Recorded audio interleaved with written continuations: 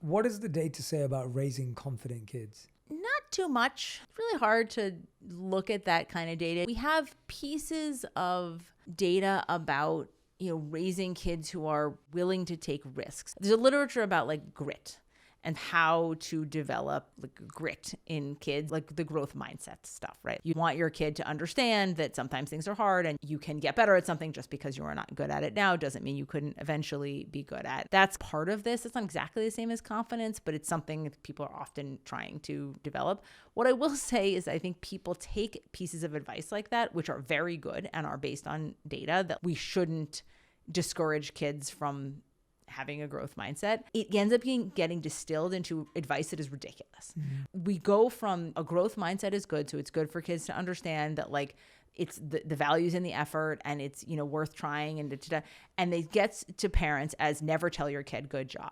There's no evidence that telling your kid good job is a problem. Yeah. We could develop a growth mindset while occasionally saying a good job. Yeah. So you have these conversations. For a while we were having these conversations where my kids would come home.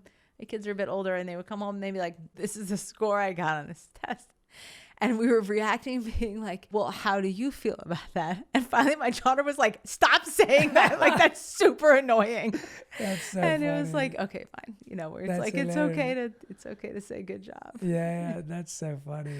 That's amazing. Parents are sort of looking so hard for a super concrete piece of advice, and we distill things that are very complicated into something very simple, which is often wrong.